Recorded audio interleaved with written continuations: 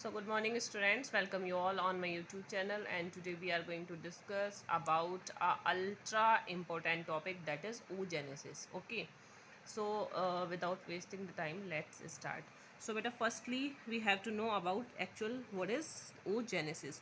The formation of mature female gamete. Okay, the formation of mature female gamete is known as oogenesis. Okay, अब बात आती है कि oogenesis जो है उसकी इनिशिएशन कब होती है, वो कब स्टार्ट होती है. So during the embryonic development. तो बेटा ड्यूरिंग द एम्ब्रियोनिक डेवलपमेंट क्या होती है? एम्ब्रियोनिक डेवलपमेंट वो होता है जहाँ पर बेबी का बर्थ नहीं होता है, उसको एम्ब्रियोनिक डेवलपमेंट बोलते हैं.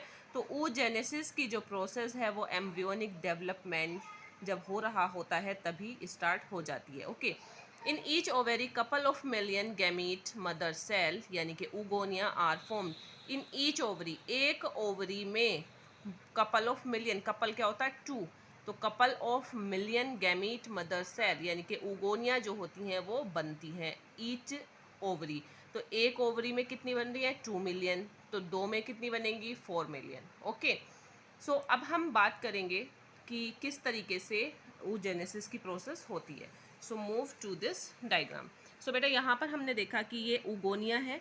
जब ये ऊगोनिया डिफ्रेंशिएट करेगा तो यहाँ पर ये क्या बनाएगा? प्राइमरी oocyte बना लेगा. ओके, तो मैं ये जो बात कर रही हूँ ये मैं कर रही हूँ एम्ब्रियोनिक स्टेज की, यानी कि अभी तक बर्थ नहीं हुआ है. ओके, तो ये ऊगोनिया था, इसने डिफ्रेंशिएट किया, डिफ्रेंशिएट कर बन के होके इसमें क्या बना? प्राइमरी oocyte बना. ओके, अब प्राइमरी oocyte बना तो यहाँ पर ये प्राइमरी oocyte जो था ये मियोसिस फर्स्ट करता, लेकिन मियोसिस फर्स्ट की प्रोफेज फर्स्ट स्टेज में ही ये क्या हो जाता है? अरेस्ट हो जाता है.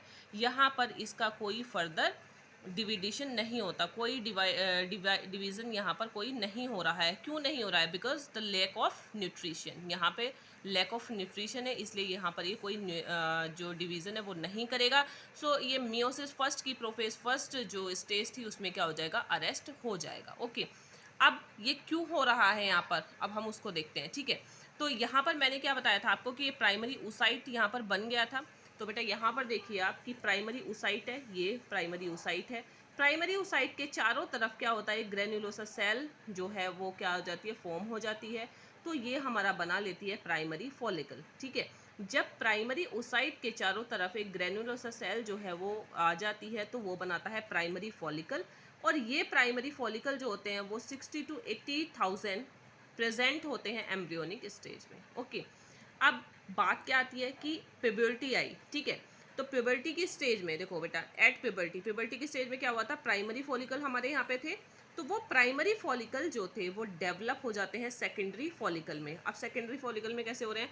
देखो यहाँ पे प्राइमरी oocyte था, ये यहाँ पे प्राइमरी फॉलिकल की लेयर थी और उसके ऊपर एक लेयर और आ गई है, तो ये हमारा बन गया secondary follicle. Okay, so after this secondary follicle convert ये डेवलप्स इनटू टर्सरी फॉलिकल.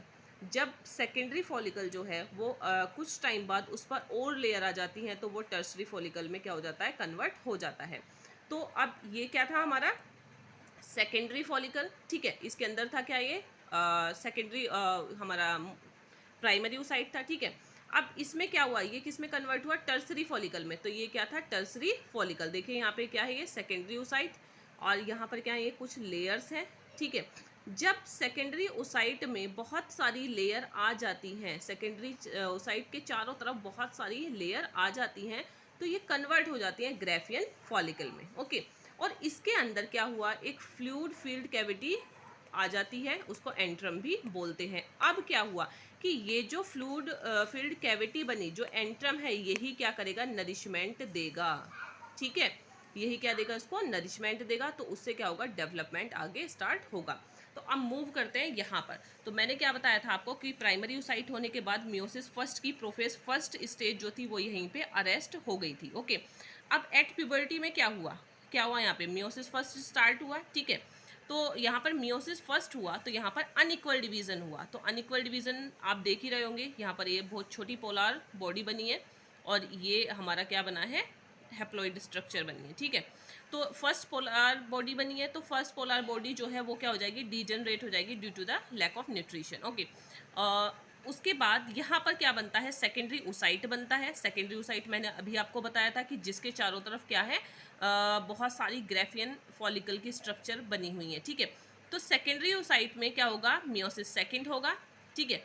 उसमें क्या होगा, मियोसिस सेकेंड में क्या होगा, फिर वहाँ पर फर्टिलाइजेशन होगा। फर्टिलाइजेशन कैसे होगा कि वहाँ पर किसकी फॉर्मेशन हो जाएगी, ओवम की फॉर्मेशन हो जाएगी, ठीक है।